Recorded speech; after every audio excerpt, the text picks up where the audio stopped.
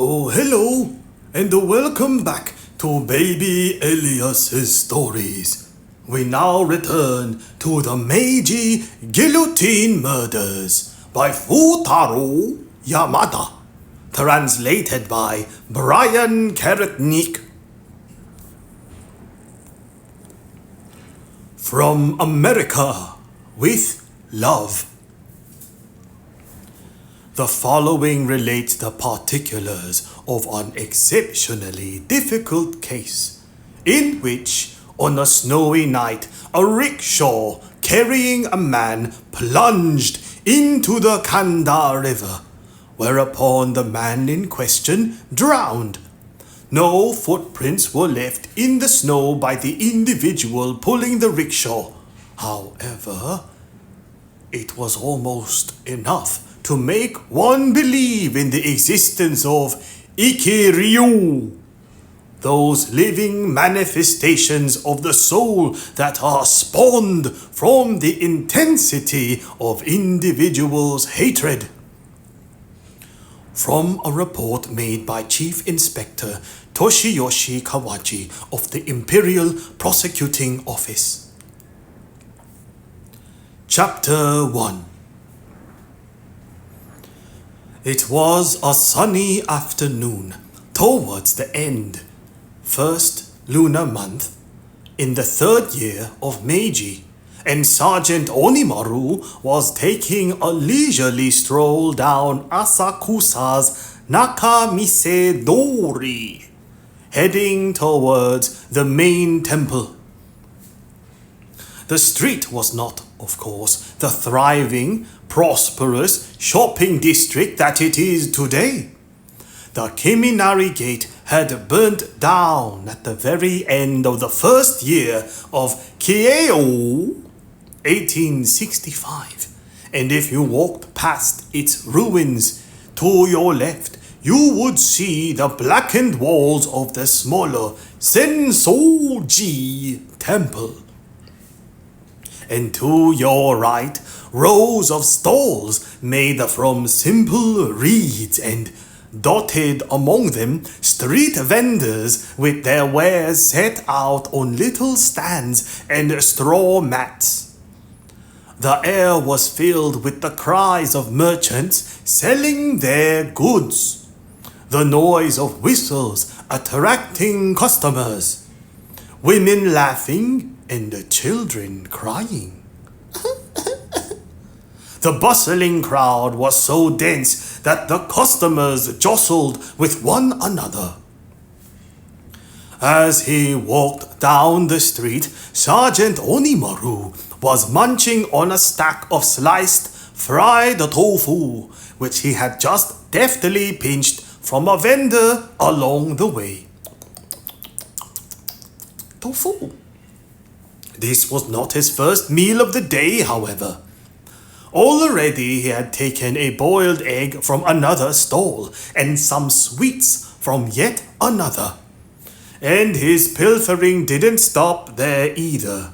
He had also pocketed a faggot of kindling, flagrantly helping himself as though he were taking his very own property. Seeing the arm reach for their wares, the vendors had naturally wanted to cry out and stop the thief.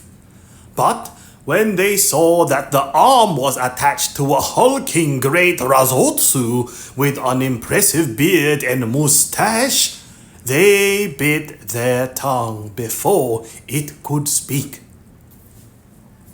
Needless to say, Ta Onimaru's face was now more menacing than ever. "Ah!" he exclaimed as he approached the Noi Gate and stopped in his tracks. As he approached the Neo Gate and stopped in his tracks. Bowls, dishes, and lacquerware were laid out there on the straw mats. They were antiques, and one of the ceramic flasks caught his eye. It could hold only around 3 go of sake, but it had a fine shape and the lustrous patina of age. Patina, a usual green film formed naturally on copper and bronze by long exposure or artificially as by acids, and often valued aesthetically for its color. Patina, a surface appearance of something grown beautiful, especially with age or use. Patina.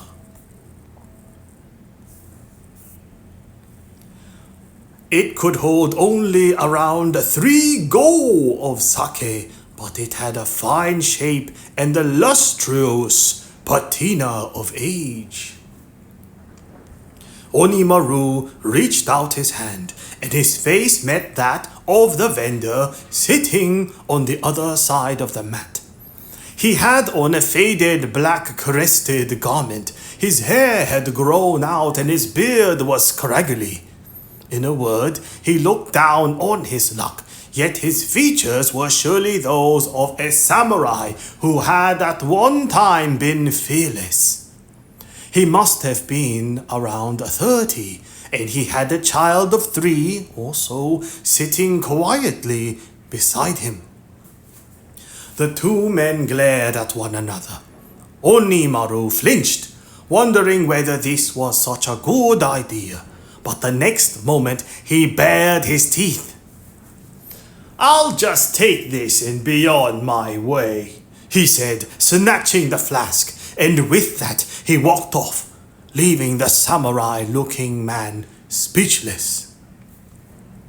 With a haughty swagger, the sergeant strutted through the Neo gate and found himself in front of the main temple, amid a flock of pigeons. Just then, a voice called out behind him. "Hold it!" The voice belonged to a woman, so he thought she must be calling for somebody else. But then she called out again, "Wait, Sergeant!" When he turned around, his eyes grew wide.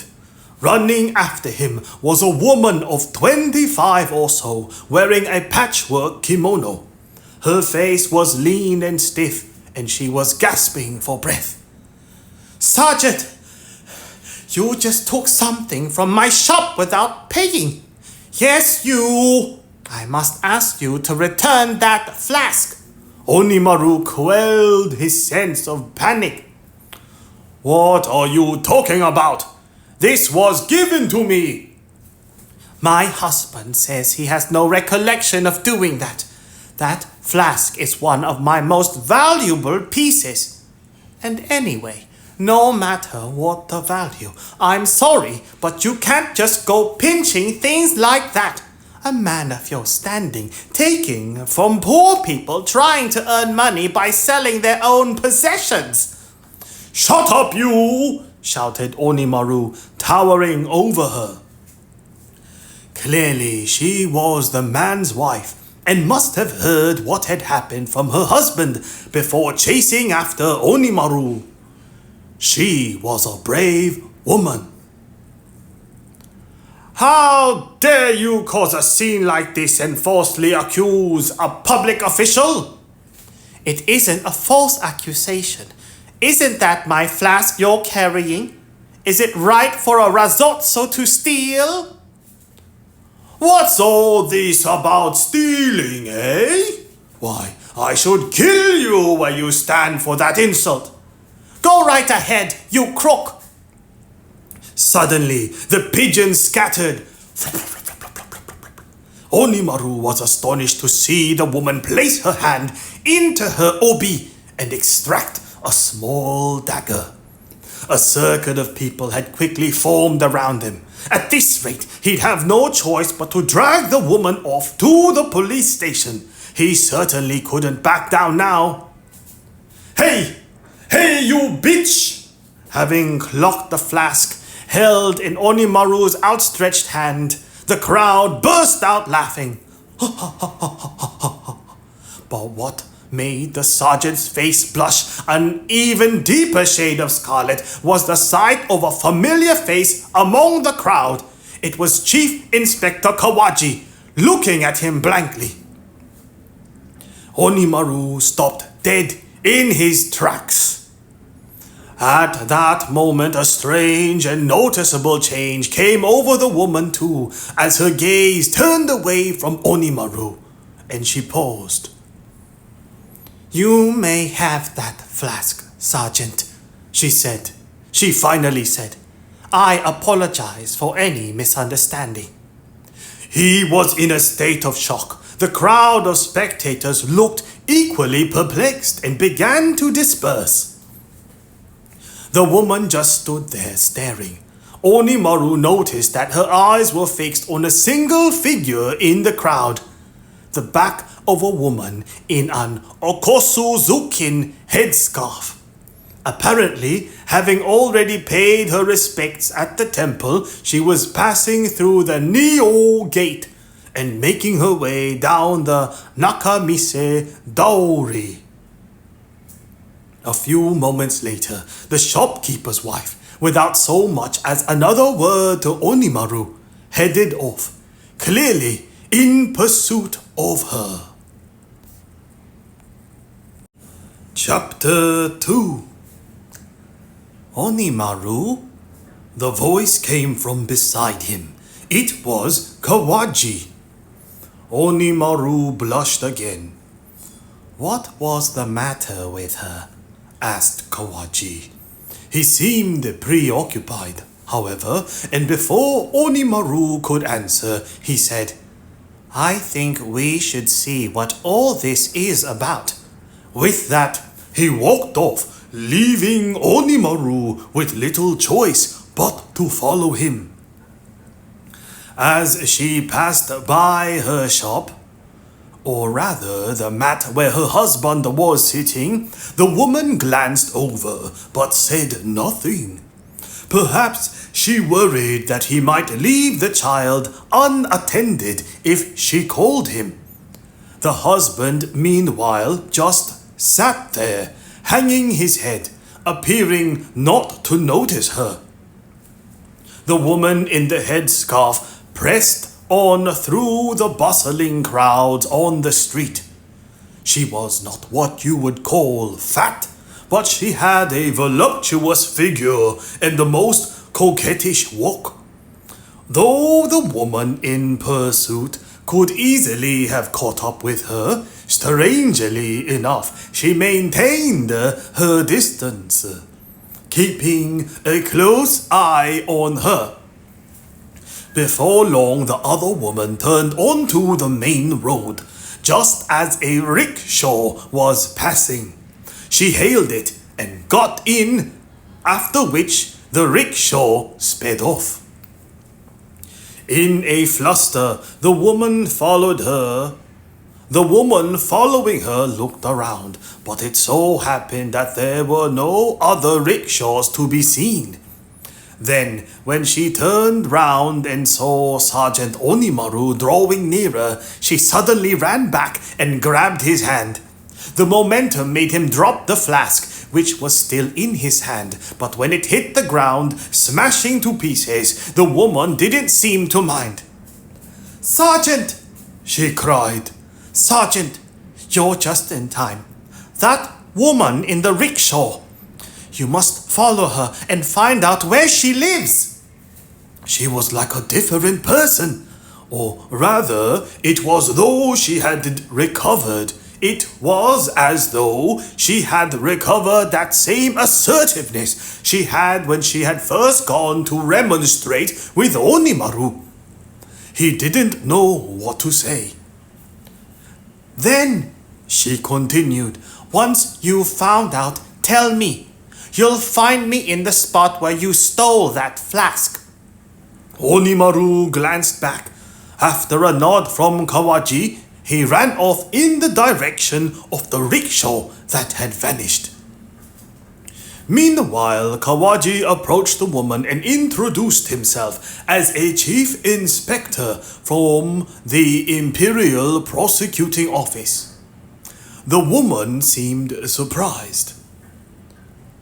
"You're quite a piece of work," he said. "Who was she, that woman in the headscarf?" Clearly she wasn't just any ordinary woman. The young woman struggled to find an answer. "No matter," said Kawaji. "The Razotsu will find out at any rate."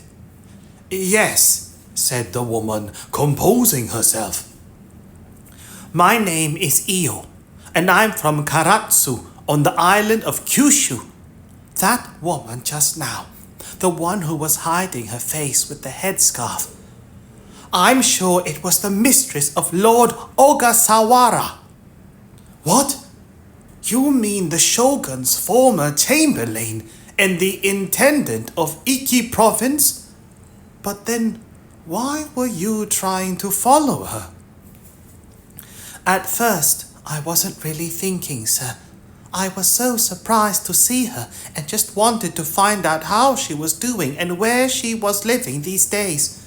So I went after her, but as I did, I noticed something odd.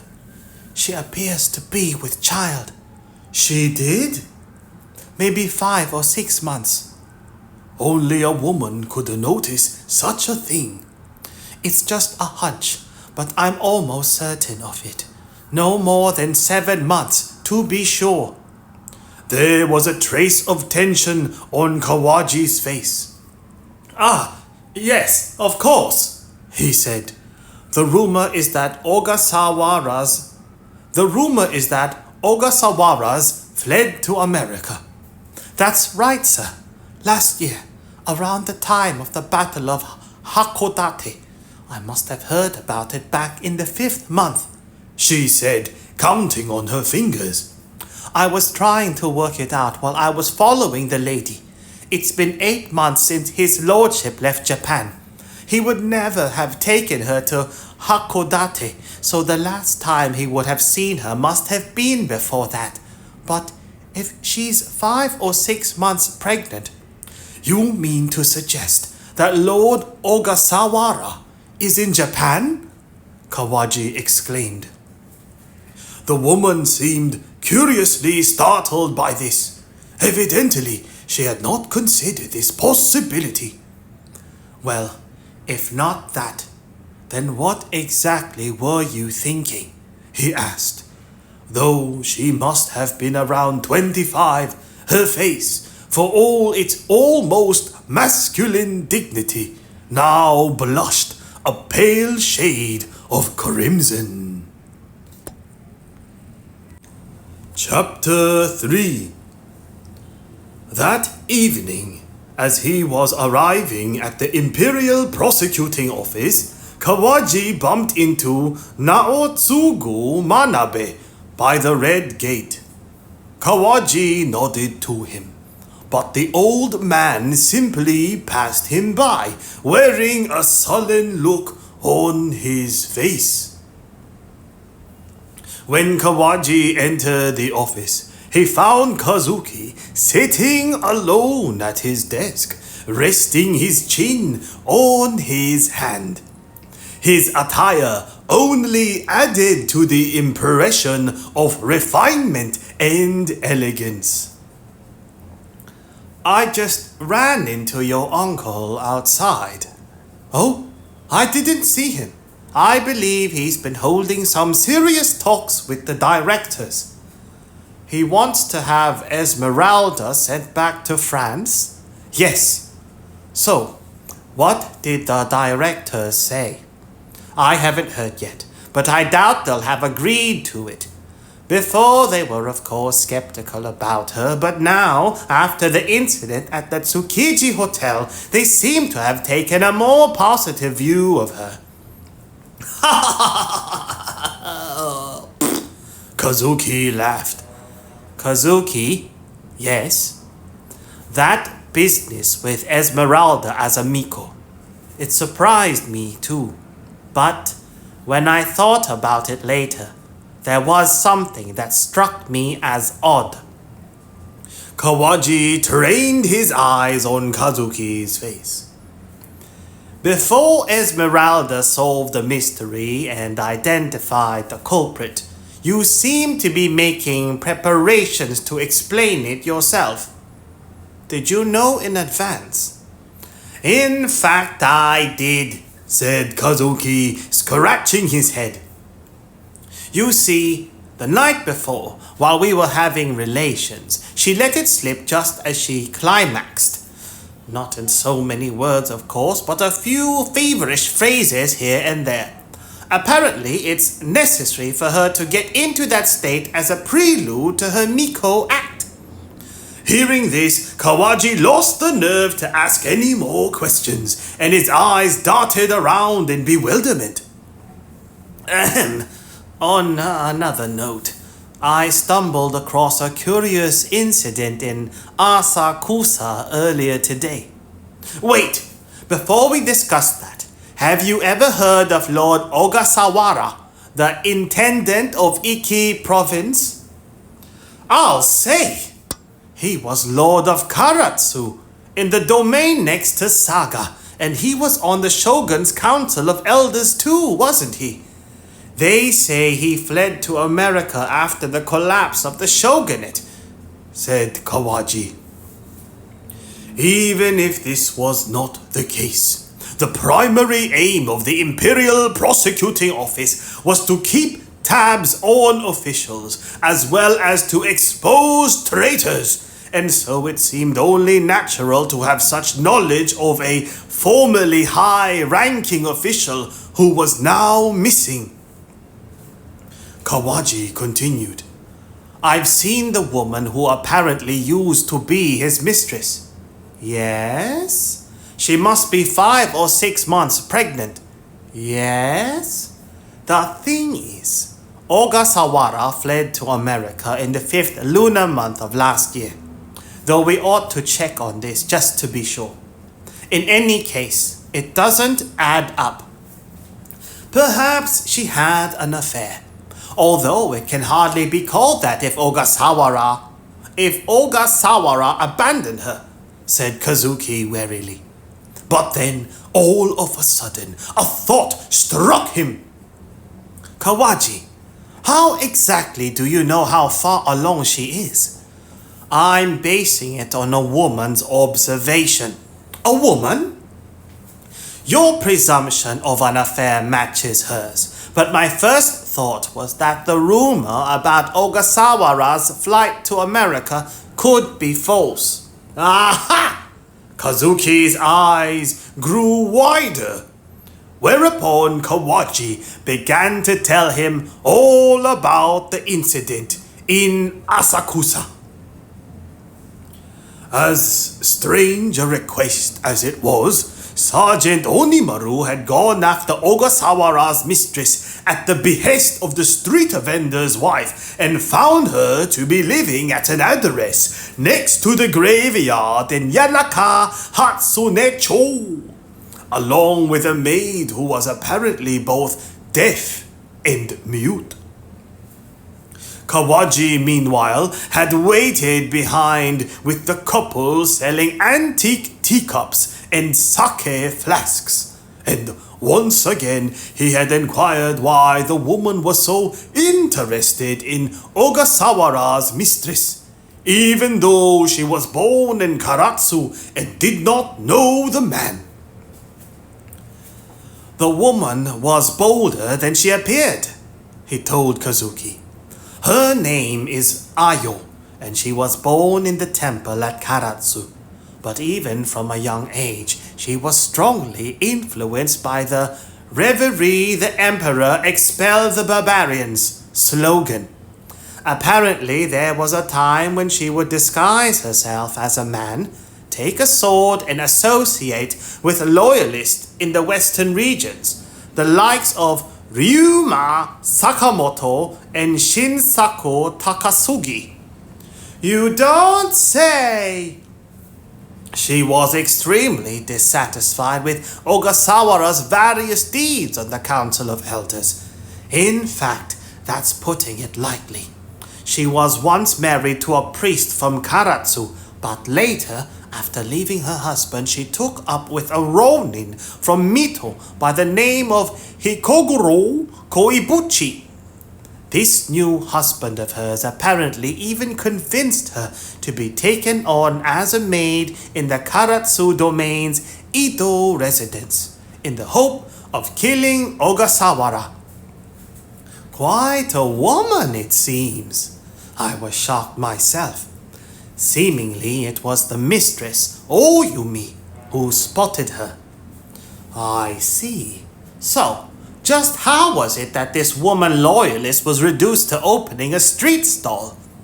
Well, not only did her native Karatsu domain become something of an enemy state under the shogun, but her husband, the second one that is, joined in the Mito rebellion, which led to his downfall. And then, after the collapse of the shogunate, they were forced out onto the streets. The man seems to be utterly hopeless when it comes to earning a living. He just sits there on his mat, looking crestfallen. They really are an unfortunate pair. So, what does this shadow of her former self intend to do now that she knows Ogasawara's mistress heir? That she knows Ogasawara's mistress has conceived a child with some unknown man? Well, that's just it. The woman, of course, isn't very well disposed towards Ogasawara even now. Nevertheless, she said she finds it unforgivable that his mistress would have a child by another man, and she seems to be in a rather distressed state of mind. I see. That in itself is one problem. But, as I just said, what if Ogasawara is hiding out somewhere in Japan? Maybe even here in Tokyo. If he is, then it would be quite something if he were. Kazuki agreed. At that time, dozens of war criminals were being sought by the new government. But the intendant of Iki province, Lord Ogasawara, must have ranked among the most wanted.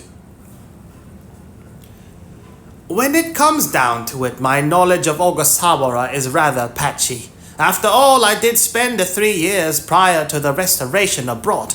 I'm sorry, but could you fill in the blanks for me, Kawaji? Well, when you put it like that, there are things that I'm not too sure about either. What Kawaji meant by this was that he knew more about the man's career than he did about the man himself. Kawaji began. Nagamichi Ogasawara was born to a wealthy and powerful clan in Heizen province's Karatsu domain, and rose to become a member of the shogun's council of elders. His father had died when he was 2 years old, and so another member of the family, although in truth he was no blood relative, had been invited to become the new head of the Ogasawara clan. This was because, holding the role of Nagasaki guard, the Ogasawara clan was not permitted to have a child daimyo. And so, although he was the firstborn of the previous daimyo, he was treated as a man of lesser status. It was not until he reached the age of 37 that he was proclaimed the rightful heir, and even then only because Toza's Lord Yodo interceded on his behalf. This, however, took some considerable effort, because by then the Ogasawara clan had already sprouted various branches that had become entangled with one another.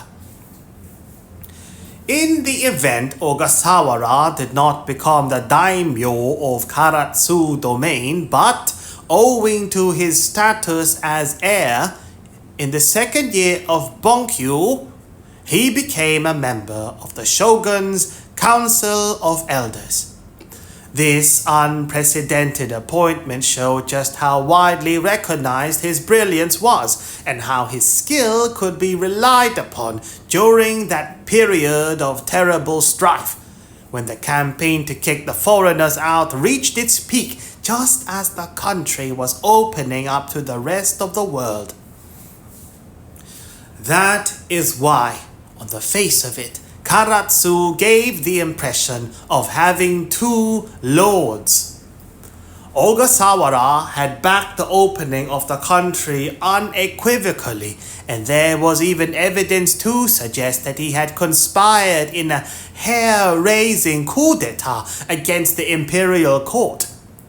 In the end, however, all his efforts came to naught, and the shogunate fell. He advocated continued resistance and made it to Hakodate, where Takeaki Enomoto and his soldiers were holed up. That much was clear. Yet, by the time Enomoto and his men had at last surrendered, Ogasawara was nowhere to be found.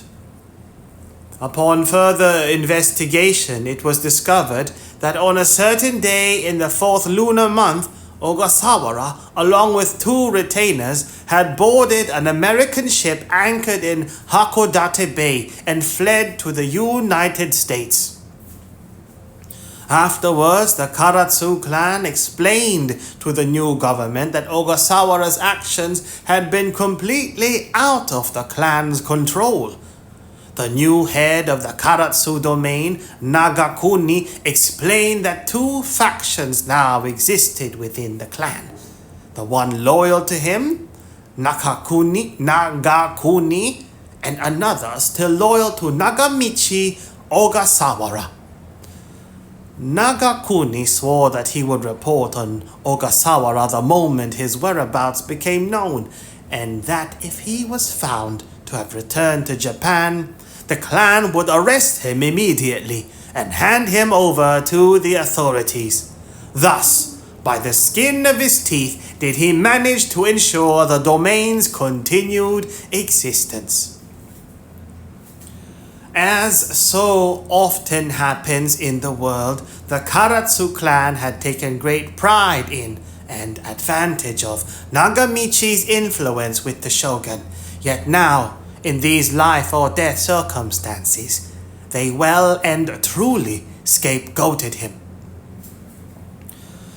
Well, there you have it, more or less, said Kawaji. Indeed, back then his actions would have seemed quite reasonable compared to the other opportunists that were around. He even seems to have shown some backbone. And yet, I don't have much sense of the man himself. Meaning? Well, you know I was saying about his having been commander-in-chief during the Summer War. He apparently looked quite splendid in his fiery red jinbauri and his helmet with its enormous 2-pronged crest, each prong said to be more than 2 feet long, which he wore over a black lacquered hachigane. Only one day, a certain daimyo came to inspect the troops and was so impressed by his battle attire that he took the helmet in his hands.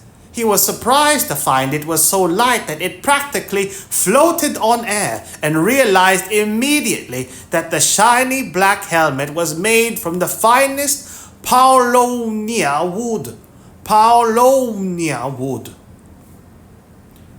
The daimyo laughed and said, I see you're only playing at generals. When you flee through woodland and forest, there's a risk that a crest as big as yours could get caught and cause you to fall from your horse. But this will snap right off.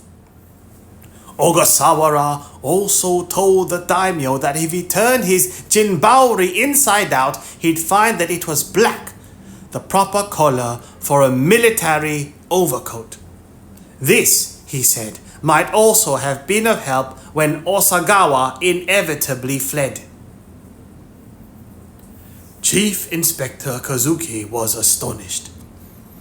Then there are reports that when he was a member of the Council of Elders, he would happily take bribes from anybody who came to see him. If anybody kicked up a fuss, he had to return it. You could be sure that the other party would be back again ere long. And anyway, there simply wasn't the time to deal with each and every one of them. It was easier to let him take the bribes. Besides, he would always roar with laughter and claim that the bribes had no effect, and apparently this was true enough. He seems like quite a man. That's one way of putting it, Kazuki. You almost seem impressed.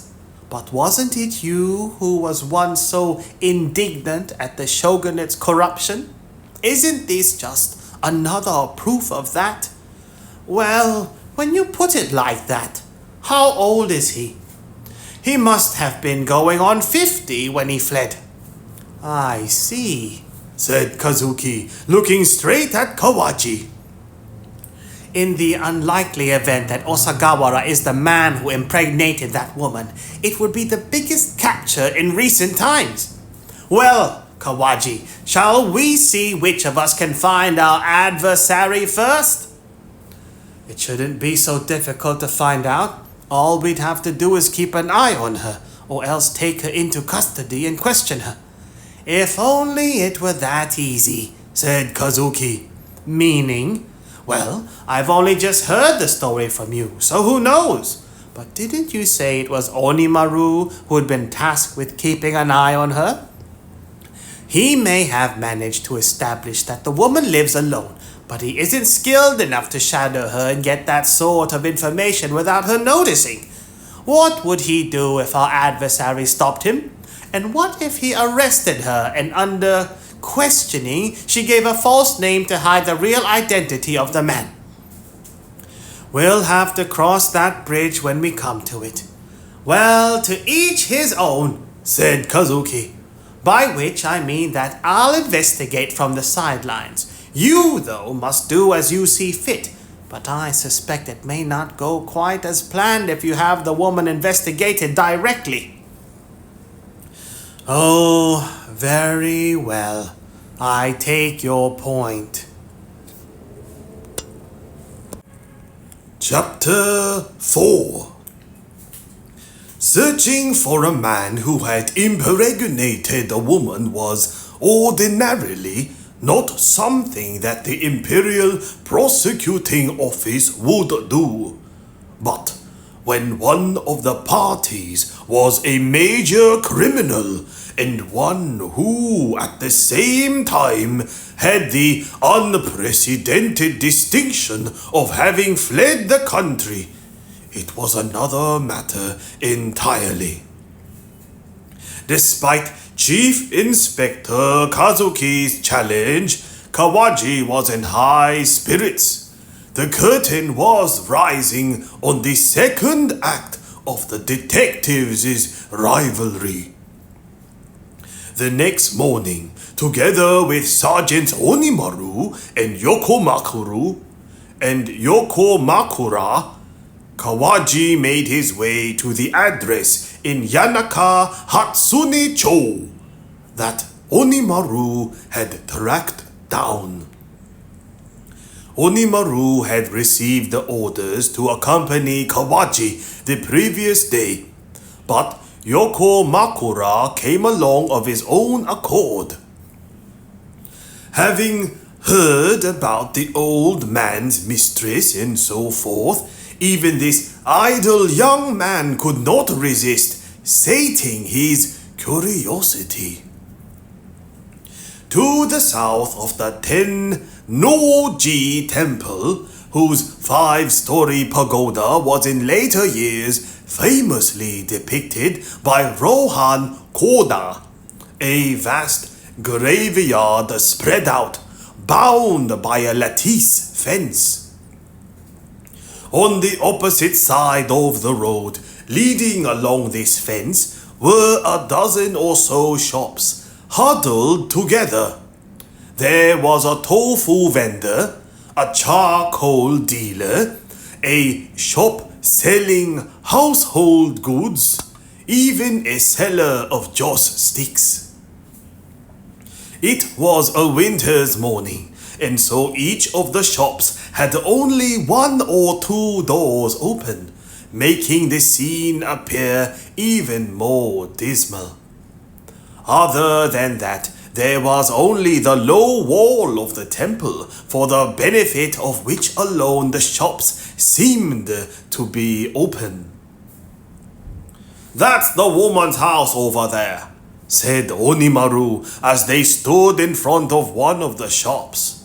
Around 5 yards away, 3 enormous ginkgo trees towered up, while under their bare branches stood a small but elegant-looking house. "Is that the shop where you made your inquiries?" "The very one, sir." Through the door of the household goods shop, Kawaji glimpsed the figure of a woman who appeared to be the owner.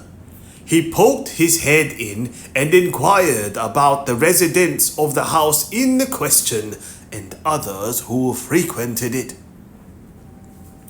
"Ah, you're the one from yesterday," exclaimed the owner, seeing Sergeant Onimaru with his enormous beard. She sensed immediately that Kawaji must be his superior, and wearing a look of dread, started prattling on. The facts, such as she related them, were largely the same as those reported by Onimaru the day before. That a beautiful woman was living there alone with only a maid, that they had been living there since the 6th lunar month of the previous year, and that the woman rarely ventured out, and that whenever she did, she would always cover herself with a headscarf, and that it was the maid who ran errands and did shopping and the like. Then she added something odd. Although she had never seen anybody come to visit the woman, apparently, every month or two, a rickshaw would arrive, carrying a woman who looked like the mistress of a foreigner. "A foreigner's mistress?" said Kawaji, tilting his head in puzzlement. "You mean to say that she was dressed in Western clothing?" "No," the woman replied. "That's not it. I just mean that she wears a choker about her neck, and her makeup has a whiff of something foreign about it. She says barely a few words on the doorstep, and then, before you know it, she's gone." Pondered Kawaji. The case was murkier than it originally seemed. "And you've never seen a man arrive?" "Correct." "So, what can she be living on?" "Well, she seems to lead quite a lavish lifestyle. Everybody's saying that she might be a mistress who's been paid off handsomely by her former lover." The presumption of her being a mistress was right enough.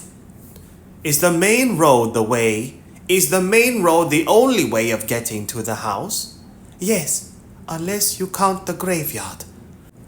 "That said, there's something queer about that graveyard." "What do you mean?" "It has to do with the ghosts." "Oh? Are they not coming out when they're supposed to come out?" This was all the humor that Kawaji could muster. "Well, I've lived here for decades and never heard anything like that. But last summer, late one night, Oyone, the incense seller, happened to be looking in the direction of the graveyard. Shall I go and call her, sir? Oyone, I mean." "No. Let's hear your story first." "Well, it was a moonlit night, and I saw something white moving towards the graves. It was an odd time to be paying a visit to a grave, and it didn't look like a priest either, so I called Yoshi, my husband, and we both ventured into the graveyard. As we got nearer, I saw it behind the grave. It was floating in mid-air. It was floating in mid-air, this high, she said, gesturing with her hand. Then it just seemed to vanish into the distance. Later on, though, Zen, the tofu vendor, said that he saw something similar early one morning. In the faint light of daybreak, it was a black shadow that time, but sure enough, he said it was drifting in mid-air.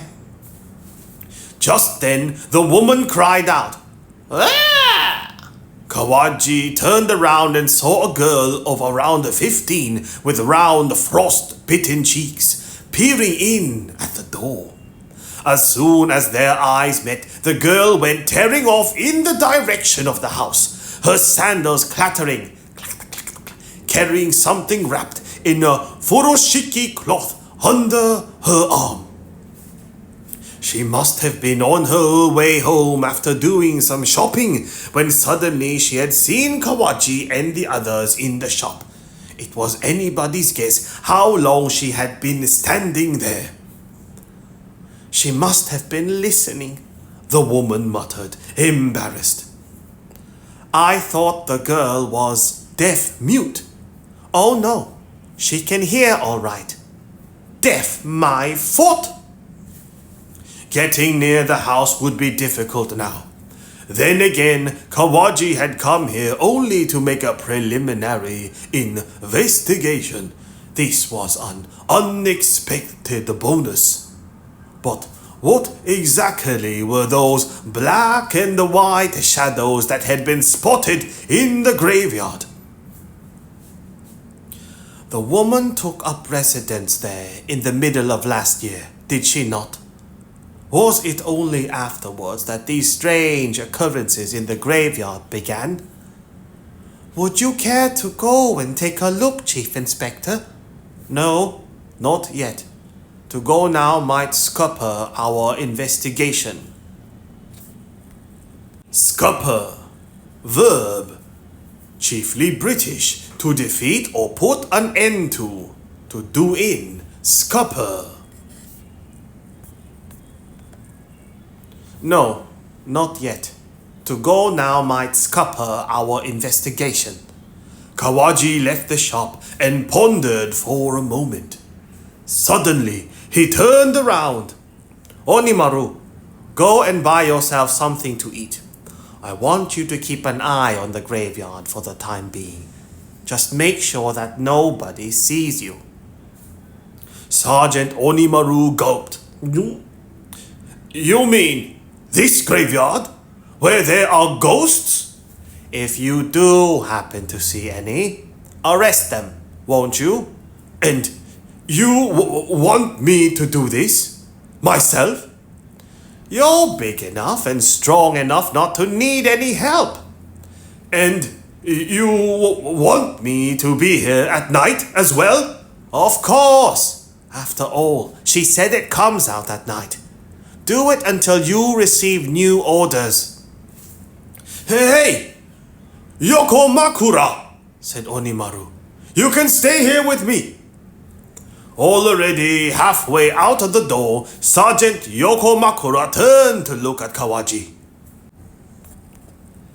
There's no need for two men to do a job where one man would suffice, the Razotsu responded in a shrill voice.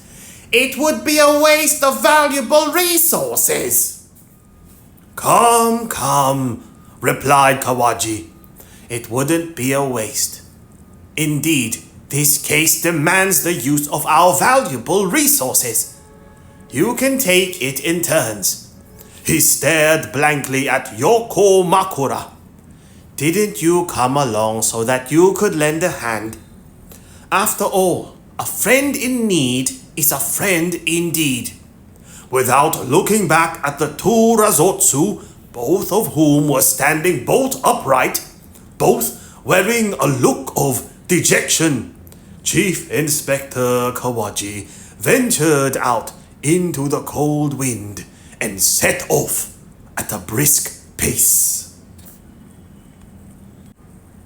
Chapter 5. Before long, Kawaji found himself back in Asakusa. When he came to the stall selling antique plates and sake flasks, the woman was gone. Only the husband and child were sitting there in the shadows. "I must apologize about yesterday," Kawaji began. "Is your wife not working today?" "No, she's, said Heikurō Koibuchi, hesitating. "After meeting you, sir, my wife and I talked. She's gone to see a former official from Karatsu in connection with the mistress we found out about just yesterday." As it so happened, Kawaji had gone back to Asakusa because he had a premonition that the man's strong-willed wife would never have been content to sit idly by. He had even wondered whether he might run into her in Yanaka. Since it could hinder the investigation if she were to kick up a fuss now, Kawaji had returned to warn her off. Could it be that she had already gone there? Kawaji knew, of course, that he would have to investigate Ogasawara's contacts in Karatsu thoroughly. But as there was nobody for the moment who sprang to mind, he had been wondering where to begin. Koibuchi's words, however, made him smile to himself. "My wife, you see, can't help herself. You could say she's the very embodiment of justice. A woman who won't let things be swept under the carpet. But you could also say she's just a meddlesome busybody. In that respect, she's not unlike other women. These days, however, all her efforts are doing our family no good at all," Koibuchi lamented. "As you can see, sir, she leaves our child unattended, which is a real nuisance." The man seemed a far cry from the one who had once stolen his principled wife away from her former husband, let alone from the samurai who had once set his wife to dispatch Ogasawara. Indeed, he had changed since then.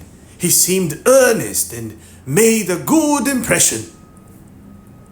Now we have nothing to do with Ogasawara, let alone with his mistress. On the contrary, I think she's inviting unnecessary trouble. But my wife's like a wild horse, sir. She doesn't listen to a word I say. As someone from the authorities, couldn't you try to reason with her?" So, just who is this former official from Karatsu whom you mentioned?"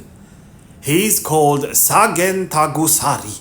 He's one of Nagakuni's supporters, which is to say, he's leader of the faction that opposes Nagamichi Ogasawara." "Where does he live? And what does he do these days?" "I heard he was living in the Kobiki-cho neighborhood of Kyobashi, and that he'd been appointed an undersecretary in the Ministry of Popular Affairs. I think that may be where my wife was headed." "Ah, he's working for the government now?"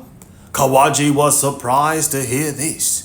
There were few such men from the Karatsu domain.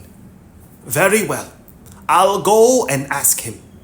From there, Kawaji made his way to the Ministry of Popular Affairs in Marunouchi, which was no easy task, as he had to make the entire journey on foot.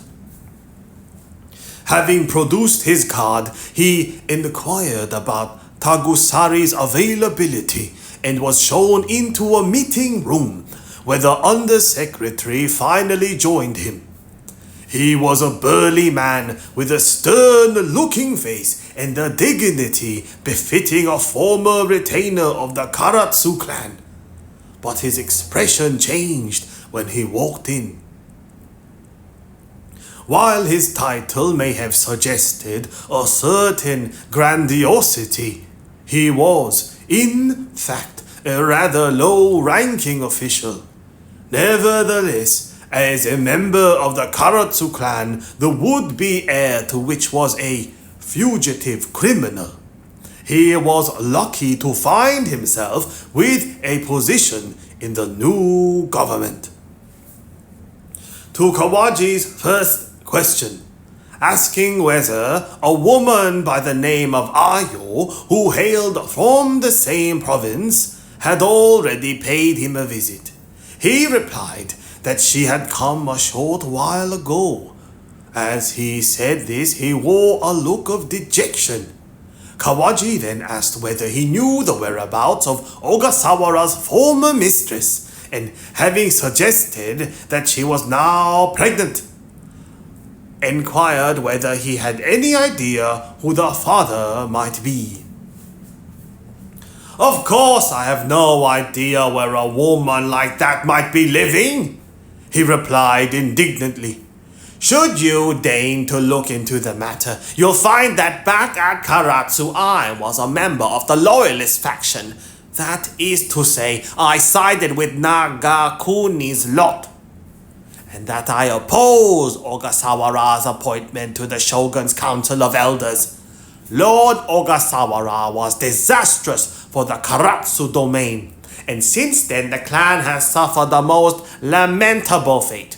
I've heard it said that Ogasawara fought with the Shogun's army until the bitter end, and that only afterwards did he flee to America. But, in truth, I find his recklessness outrageous. Still, I suppose none of that matters now. This mistress of his may well be with child, but the identity of the father is none of my concern." He practically spat out these last words. "Yes, that Ayo woman did come here. Lord Ogasawara's absence is one thing, but that his mistress should be with child is, I should say, scandalous. Of course, if the former loyalist of the Karatsu clan got wind of this, there'd be hell to pay. I believe that is why Ayo came to see me, to stir up trouble. But I sent her packing. I told her that such a deed would bring disgrace upon the Karatsu clan, and that they have no appetite for any more needless folly." Has it ever occurred to you that the rumors of Ogasawara's defection could be false, and that he might still be in Japan, perhaps hiding here in Tokyo? Asked Kawaji. Tagusari was speechless. "Of all the ridiculous things to say!" "Nevertheless, you have no concrete evidence that he is in America, do you?" That's true enough, but our belief that he fled to America is not entirely baseless. After all, the fact that he boarded the American ship was witnessed by several of the Shogun's vassals who were in Hakodate at the time. Besides, if Lord Ogasawara really were in Japan, the Nagakuni faction would not have turned a blind eye. And you haven't heard anything about his whereabouts via the members of this Nagakuni faction? Well, no. Tagusari groaned at a loss, but after a few moments, the flow of words came gushing forth again. When the Karatsu clan managed to receive official pardon, they pledged that if by any chance Lord Ogasawara were found to be in Japan, they would apprehend him immediately and hand him over to the authorities. On behalf of the Karatsu clan, I, Sagen Tagusari, do hereby declare that we will not go back on our word. Is that so? Said Kawaji, a slight trace of disappointment on his face. If this former official from Karatsu had, despite his antipathy for the opposing faction, never doubted Lord Ogasawara's escape abroad, then it was hard not to wonder whether the suspicion that now gripped Kawaji might be delusional. He bowed and turned to leave. By the way, he added just as he strode out of the meeting room, I've ordered a resortsu to be posted at the graveyard of the Tenno-ji temple, not far from where the mistress lives. If the father does decide to pay her a visit, I'll be sure to know about it. Until then, if that woman should come here again, try to reason with her and see that she doesn't cause any more trouble. Chapter 6. I've also come across somebody connected with the Karatsu clan, said Kazuki 4 or 5 days later, after Kawaji had informed him of his recent sleuthing. Although they were technically rivals, Kawaji didn't yet feel that way and had only the case in mind. However, he seemed to have hit a dead end and had just been relaying all this to his colleague with a wry smile. Kazuki, for his part, was still investigating. Not only was the identity of the father still a mystery, but there was also something peculiar about the woman in question. I'm from the neighboring domain, so I imagine I'd have a lot of people in common, but they're surprisingly thin on the ground. Few men from Karatsu have been given positions in the new government, so my investigation was proving pretty fruitless. But then I came across Makobe Akamatsu, this big shot among Nagamichi's supporters. He even once served as the daimyo's chief minister in Edo. One of Nagamichi Ogasawara supporters? But how can that be? He was a minor functionary in the treasury, but because he was seemingly very capable in economic matters, he was promoted. He's now in charge of exchanging the clan's script for national currency. I see. So I thought I'd meet him and ask him myself. Only we'll hit a brick wall if he decides to play dumb. After all, you can't rely on a man to talk. Indeed, you can't. But it appears that this Akamatsu goes to Yokohama on the 5th day of every month. He even takes official leave in order to do so. Oh? What business does he have there? I've no idea. That's all I've been able to find out. Though I doubt they're sightseeing trips. There's something fishy about it, that's for sure. At any rate, tomorrow is the 5th. I'm going to try to follow him there. Will you join me? With pleasure! I'm told he lives in Takebezaka, in the Hongo district. He usually leaves early, so shall we say around 7 o'clock? Wait for me on the north side of Suido Bridge. I'll have Sergeant Imokawa put on guard there.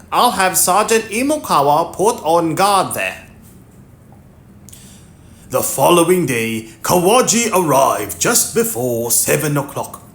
From the bridge, he walked down the street on the north side, skirting the Kanda River. Along the southern edge of the road was a steep embankment, while to the north, several little hills rose gently up.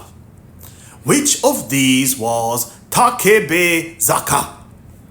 He wondered as he walked.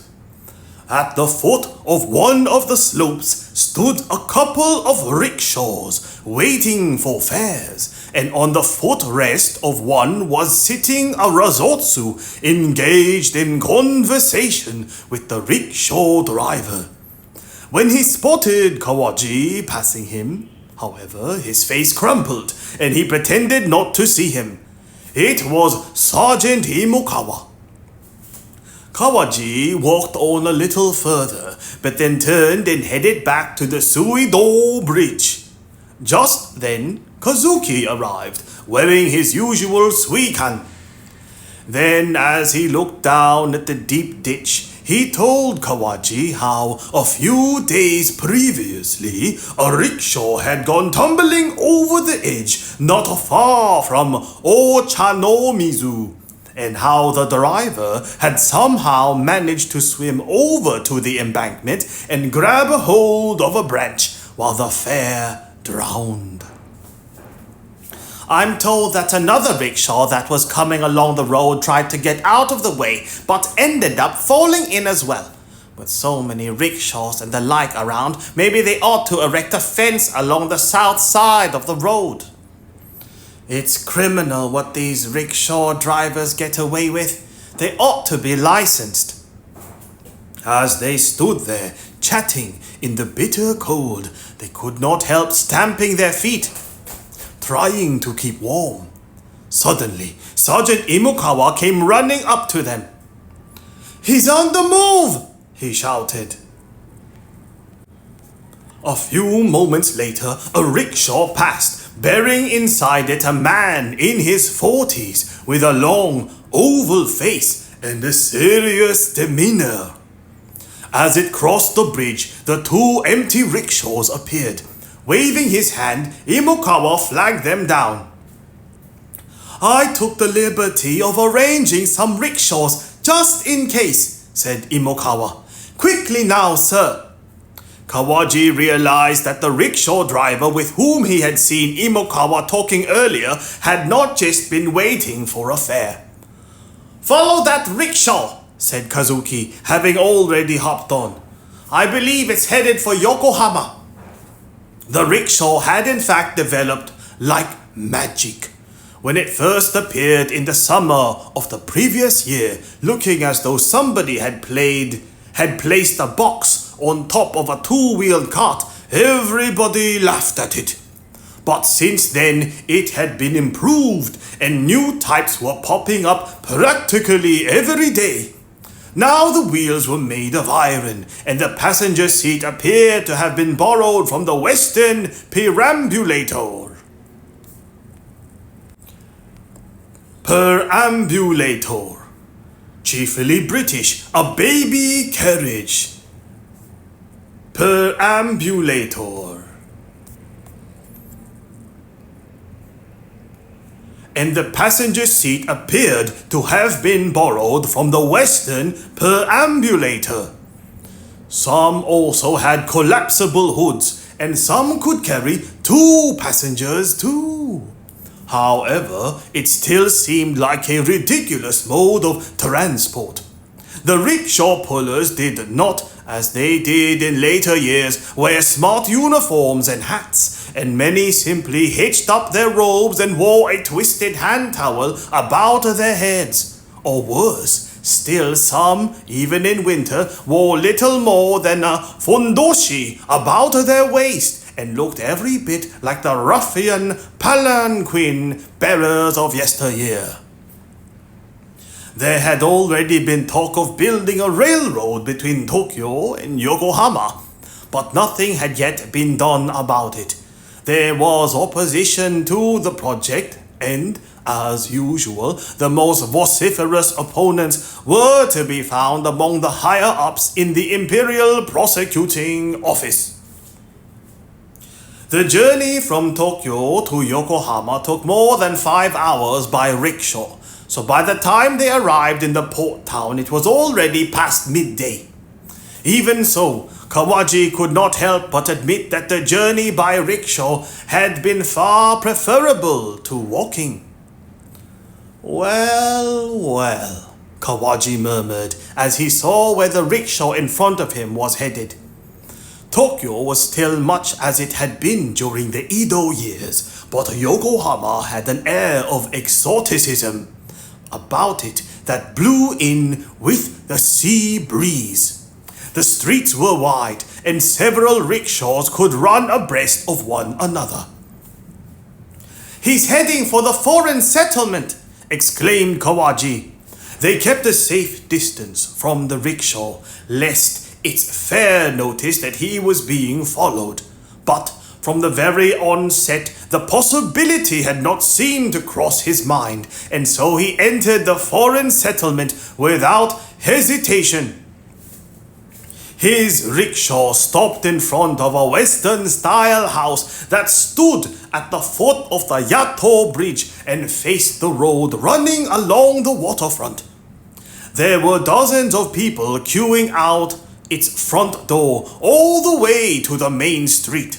All of them were Japanese, and all appeared sickly.